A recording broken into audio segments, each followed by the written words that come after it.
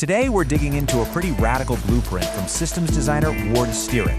It's a framework that tries to solve that feeling, that, all too common feeling, of being completely and totally ignored by the very people you elected to represent you. I mean, you know the feeling, right? You cast your vote, and the second they get into office, it's like they've put on a pair of those fancy noise-canceling headphones. Your voice, your community's actual needs, all of it just gets tuned out. And that right there, that's the core problem we're going to explore. And this feeling, well, it has a name. The source material for this explainer calls it being unrepped. And it's not just a feeling, it's diagnosed as a deep, fundamental crisis in our democracy. So let's really get into what that means. So to be unwrapped is to live through this very specific kind of political ghosting. The person who is elected to be your voice suddenly stops listening. It's like their headphones are now tuned to a whole different station, one that's broadcasting the voices of party leaders, powerful lobbyists, and, well, big money donors. The source material has this fantastic analogy for it. Imagine you go to a restaurant, you order a steak, and they bring you a boiled shoe. And then the bill comes, and you have absolutely no choice but to pay for the shoe. You would never, ever accept that, right? Yet somehow we've come to accept it from our own governments. Okay, so here's where it gets really interesting. According to this framework, being unrepped isn't just an accident. It's not about a few bad apples. It's a direct symptom of the economic system we're all swimming in, what the source calls the financial black hole.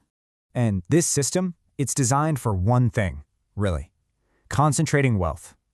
As more and more money gathers in one spot, its gravitational pull just gets stronger and stronger, sucking in even more assets.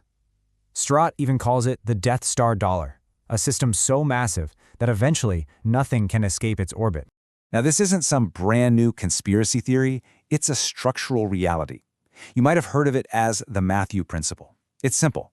The more wealth you have, the more the entire system is built to give you access to credit and opportunity, which of course allows you to get even more wealth. It's a loop that just keeps feeding itself. So how did we even get here? Well, the source material points to some pretty specific historical moments. It looks back at things like the Bretton Woods Agreement after World War II and the big move off the gold standard in the 70s, which gave rise to the petrodollar. The argument is that these decisions created a global financial system that has to centralize wealth, which puts it on a direct collision course with democracy, which is all about distributing power. Okay, so if the system itself has this powerful gravitational pull, how in the world do you start to push back? The framework suggests a really critical first step. We have to completely flip how we measure value. We need to stop thinking in dollars and start thinking in terms of our own very finite lives. And this is the tool for that. It's called the Lifetime Efficiency Index, or LEI. And honestly, this is a total game changer. It reframes every single cost. Instead of asking how much money does this cost, it forces you to ask, how many hours of my one and only life does this cost? That's the only currency that really truly matters. Let's make this real. Take a pretty standard big expense, say a monthly rent payment of around $2,200. That's the number we see all the time. It feels normal. But now let's translate that using the LEI. That same cost, it's not a monthly bill anymore. It is 13 full years of your working life. 13 years of your precious time on this planet, traded away just to have a roof over your head. When you see it like that, wow, it is impossible to unsee. And that's the whole point. The moment you see the true cost, you are immediately motivated to find an alternative. And that alternative in this framework is called the third way. And it's not about trying to fix the old system, but about building a whole new one right alongside it. So this is a really crucial point. This is not about state-run government, and it's not pure corporate capitalism. It's a community-based alternative that lives and breathes in the space between those two massive forces. It's designed for resilience and regeneration, not just for extraction. So how does it actually work? Well, the whole governance model starts at the smallest possible scale, you and about 50 of your neighbors in a neighborhood circle. From there, it layers up into superblock circles and then bigger citizen circles. The idea is to make sure that all the decisions and priorities bubble up from the ground, instead of being handed down from on high. And when you put the two models side by side, the difference is just night and day. Instead of just voting every 4 years and kind of crossing your fingers, you're participating all the time. Instead of your voice getting lost in the noise, you're setting priorities directly with the people you see every day. And consensus? It doesn't come from party loyalty. It comes from having to actually live with the consequences of the decisions you make together. But okay, a new way to govern is one thing. you still need a new kind of economic engine to actually power it, right? So let's look at the real, tangible tools that the third way proposes to build a strong local economy.